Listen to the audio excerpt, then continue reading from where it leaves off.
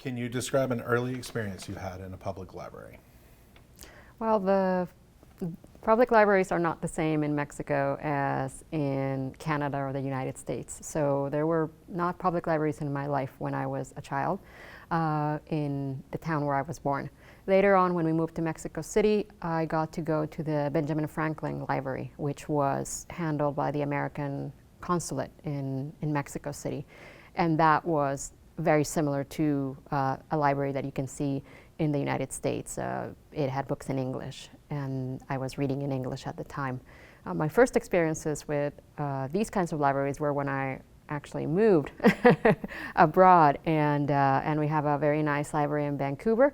It's shaped like a coliseum, and it has a lot of floors, and that's where really I have had more of the, I guess, typical library experience you would have in the United States or in Canada.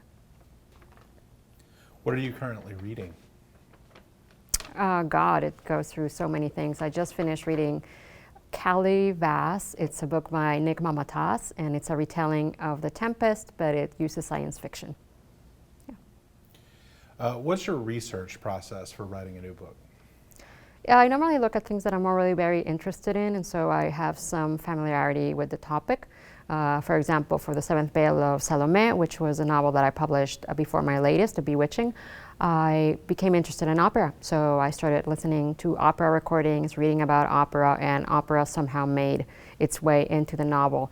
I spent several months researching something that is going to go into a book. It could be the time period or some other artistic element, in this case the opera. After 6 to 9, 10 months, I feel I'm ready to write a novel, and then I'll get to actually writing it. And what's your favorite trope within speculative fiction? I mean, I love all kinds of things. I like monsters. I like monsters and making monsters, I guess, a Frankenstein element where you stitch corpses together or do some kind of alchemy, or the Dr. Jekyll and Mr. Hyde with his potions. Can you tell us about where you sit when you write? I wrote a lot in bed for a long time because I didn't have a dedicated space to write. I wrote a lot at the dining room table because, again, there was no dedicated space to write. Nowadays, I do have an office and I can actually sit there and do my writing, but I still like to write in bed at times. Can you list your top 3 books or stories by Stephen King? Definitely Carrie.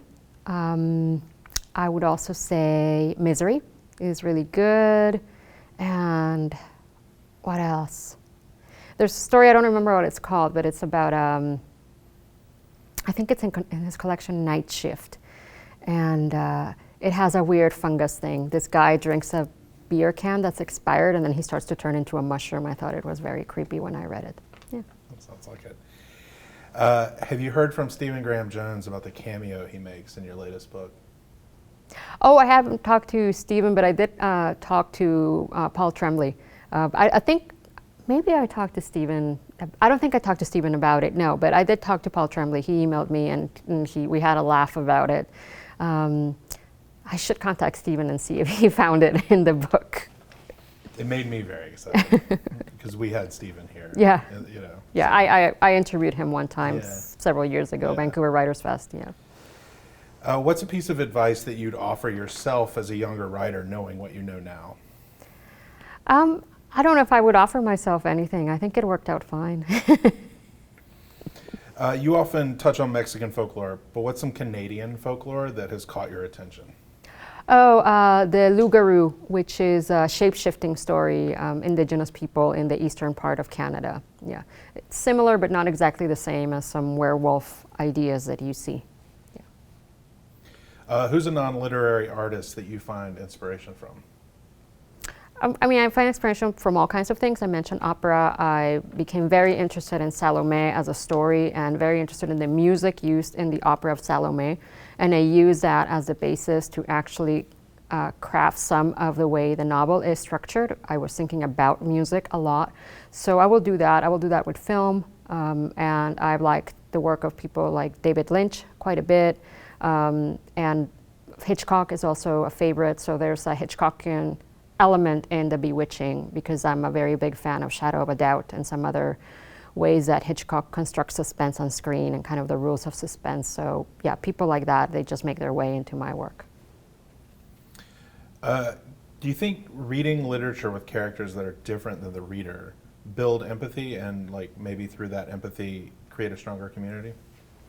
I don't know if you can draw like an empathy train, like input A, exit B, then C happens, you become kinder or more empathetic.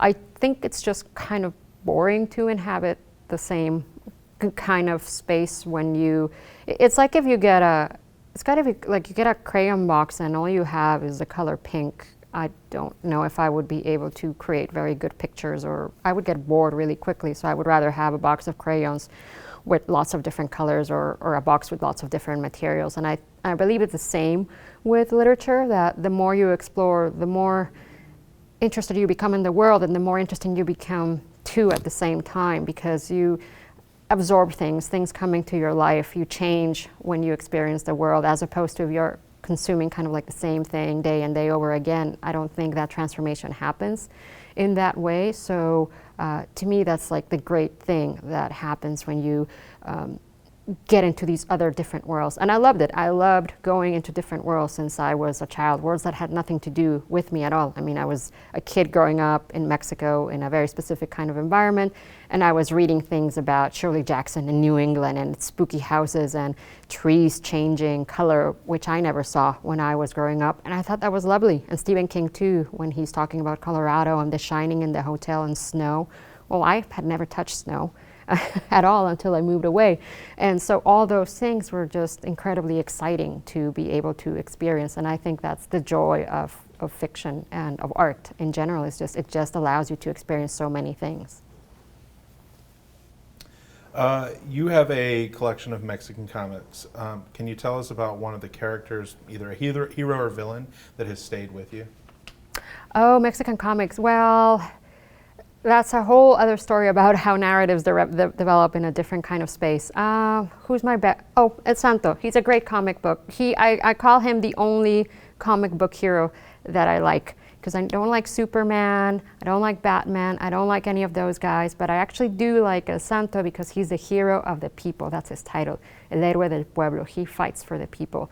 And he fights non-supernatural foes like gangsters, different types of criminals that might be being bad for the community, but he also sometimes fights supernatural foes, vampires and mummies and things like that. But then within that universe, it doesn't seem to matter. There's no explanation about why El Santo is fighting vampires this week, and you're like, what? Normally you would need an explanation in American comic books. It's just accepted.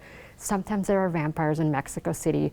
They want to eat the kids at the orphanage, but El Santo's going to save us. And I always kind of like that surreal element of that type of fiction. And so I love El Santo. But all the other comic book heroes, I'm normally like, I don't like them. What's a nostalgic food item from your childhood?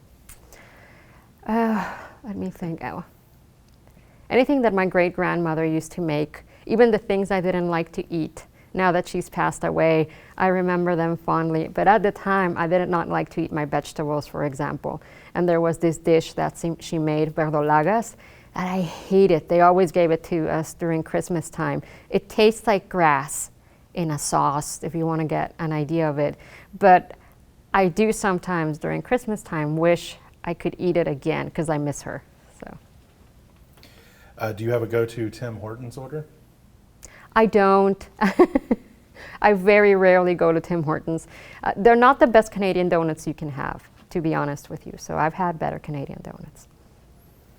If you weren't a writer, what do you think you'd be doing? I might be a lawyer. I thought about going and getting my degree in law, and I always kind of threatened my family to go and do it. So maybe.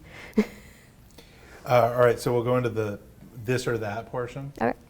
So I'll give you a couple options and you can just pick one. No need to explain if you don't want to. Okay. Early morning or late at night? Oh, late at night. I'm a night owl, yeah. I can't wake up early. Today I woke up early and I'm like half functioning. Outside or inside? Inside. I'm not an outside person. Canucks or Flames? Canucks. Vampires or witches? You know, vampires are generally considered sexier, and so I would have to say vampires, but just because of the sexy factor. But I think witches are actually more powerful than vampires because they can do anything. So, High fantasy or magical realism? oh well, I guess magical realism, surrealism, yeah. City or country? City, I cannot live in the country. I get angsty after like 20 minutes. That's been a problem when we go away, and my husband thinks it's a great idea, and I'm like, all right, let's go. Let's go back to the city. Shirley Jackson or Mary Shelley? Shirley Jackson. She has the best opening in the history of all time, Haunting of Hill House. And then one last thing. Do you have a pick of a favorite film from the Criterion Collection? I actually wrote an essay for Criterion for Les Samurai, so I'm going to say Les Samurai. Okay, and that's it. All right.